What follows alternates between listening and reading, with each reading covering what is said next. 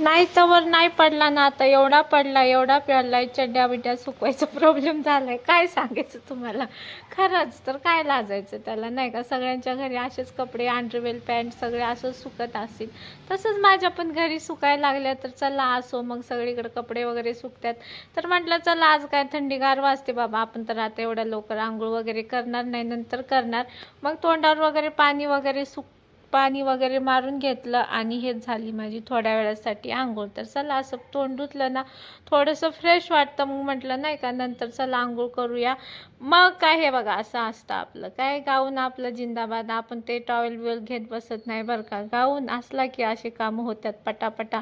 जिथं पाहिजे तिथं काय करू शकतो, तोंड पुसू शकतो, हात पुसू शकतो. तर चला, रात्रीच मी भिजू घातले होते राजमा. तर मग राजम्याचं कालवण बनवणार होते. मग लगेच कुकर घेतला, त्याच्यामध्ये खडे मसाले, राजमा वगैरे टाकून घेतला आणि झोप काय जायचं नाव घेत नाही अशा थंडीच्या वातावरणामध्ये, नाही का. किती पण झोप पूर्णच होत नाही, लय झोपूशी वाटतं. पण काय करणार, खायला प्यायला कोण देणार माझ्या लेकरांना, म्हणून उठायला लागतं. तर चला मस्तपैकी इकडं कुकर वगैरे लावून घेते. कुकर वगैरे लावला आणि थोडंसं घर झाडून घेतलं, नाही का. पारूसं घर नाही ठेवायचं, मी पारुसे राहिलं तर राहिले, पण घर नाही ठेवू शकत मी पारूसं.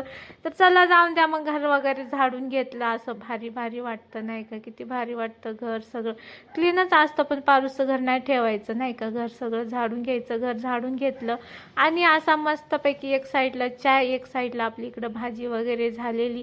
तर हे बघा, राजम्याचं कालवण शिजायचं बरं का. मग तेव्हा जरा आटतो मसाला. मग मसाला वगैरे आटूसपर्यंत म्हटलं चला आज संकष्टी आहे, पहिला आंघोळ करून यावे. तर चला सगळ्यांना संकष्टीच्या हार्दिक शुभेच्छा. मग लगेच आंघोळ वगैरे करून आली की देवपूजा केली. मस्तपैकी देवपूजा केली की भारी वाटतं, नाही का. देवपूजा केली छानपैकी, माळजप वगैरे करून घेतली. माझी माळजप असती. आणि मग चला म्हटलं, देवपूजा तर झाली, आता पोटा पाण्याचं बघूया. माझा उपवास नसतो बरं का संकष्टीचा, तर मला नाही होत सण उपवास, म्हणून मी फक्त सोमवारच कसा धरते, जाऊन द्या. मग हे आहे माझा रोजचा हेल्दी नाश्ता. आणि पेरू बघा किती हेल्दी आहे.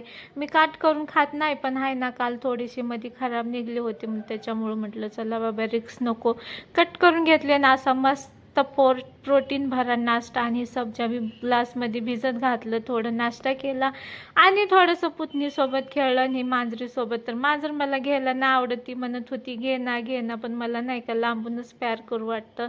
तिला सांगत होते बाळा मला ना आवडत घ्यायला, असं लांबून मी प्यार करू शकते. मग मांजरीला वगैरे खेळवलं.